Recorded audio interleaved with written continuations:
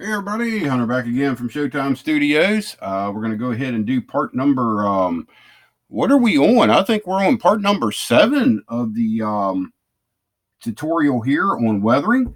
And we've already got the wheels painted. We got them dry brushed and we went ahead and popped the tires on them.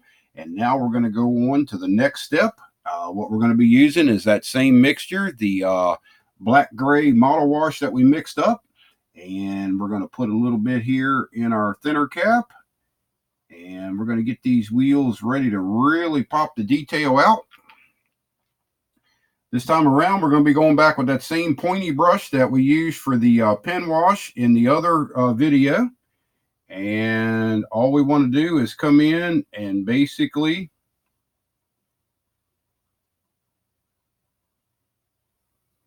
get that in and around all the bolts.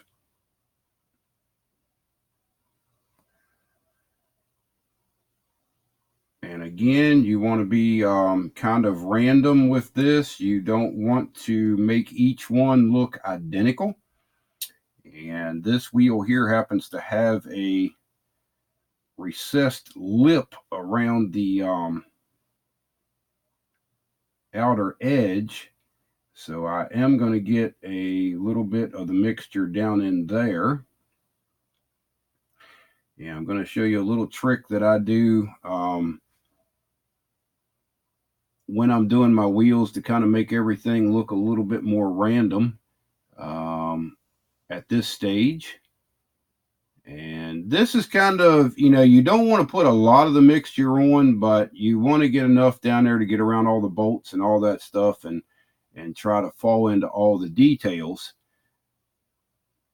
So it's kind of like brush painting really, but you're doing it with a wash. You're not doing it with an actual paint like you would normally think of. This is just a real thinned out paint is all it is. But here's one of the little tricks that I like to do. What we're going to do is we use this black gray. And what I will do now is, since we have a little bit of that mixture still in our cap, I'm going to go ahead and I'm going to put in about 1 drop of the straight paint. And then we're going to put just a couple more drops of the real watered down stuff in the cap. And what that will do is that will actually darken up our mixture a little bit and not make everything look the same. That's what we're after. We want it. We want a little bit of a difference between each of our wheels. We don't want all of them to look identical. And then once we get up to the stage of doing the dust technique and things like that on them, they'll really come into their own. We want some continuity when we're done, but that's all in the finishing stages. Trying to pull out the continuity like dust. Dust is going to be pretty much over the model from front to back, all over it if they're in a dusty environment. So we try to simulate that at the end. But all I did there was kind of darken this up a little bit for this wheel.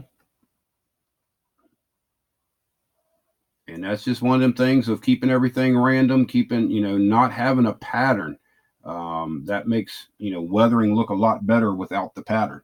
Now, another thing you can also do, I'll show you here while we're doing this technique, is our heavy mixture is on this side. You can take a little bit of the lighter mixture and go over on this side and just remember, which one is where. So now we'll go ahead and go to the next one with the lighter mixture. And this is where I kind of get a little bit of both worlds here. I'll take and get a dip of the heavier mixture, and we'll use what we put down there to thin out that dip of heavy mixture that we put in, and it will create a totally different tone to this wheel compared to the other ones.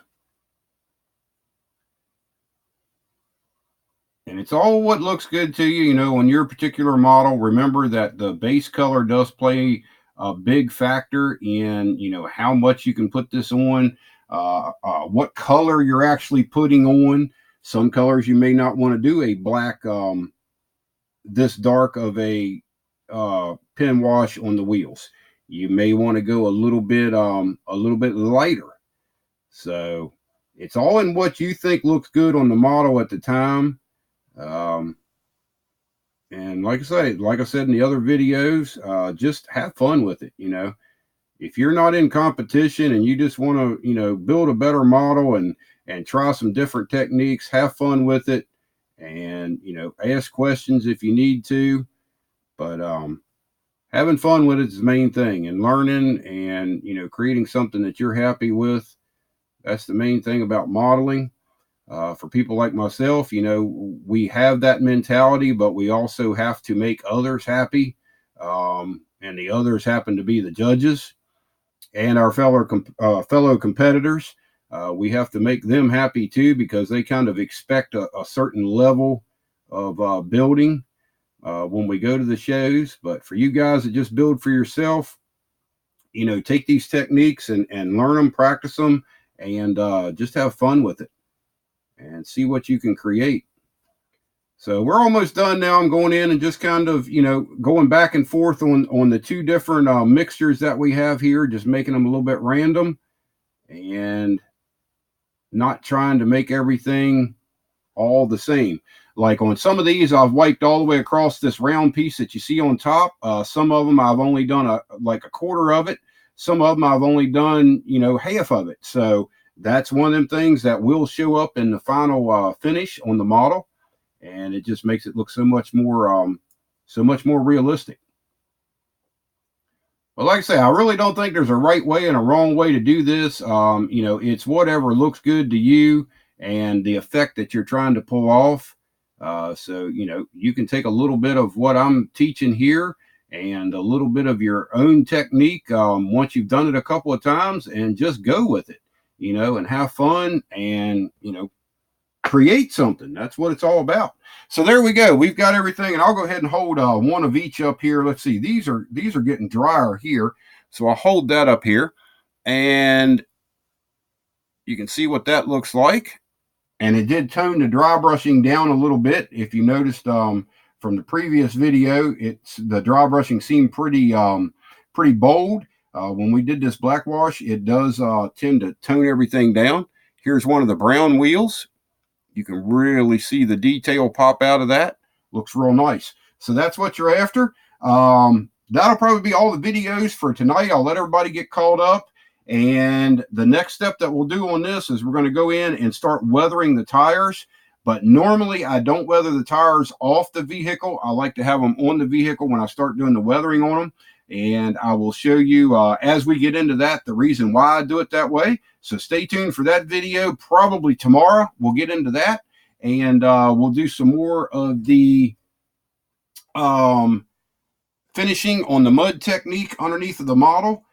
We won't do it all of it, but we'll do some of it just to give you an idea. And then I'll have to stop and do the rest of the model, get that all glued together, get the final paint on it, and then we can do the whole thing. And we'll show you what this thing looks like at the end. So that's all we've got for this one. Again, like always, I want to thank everybody for watching, and we'll talk to you later. Bye-bye.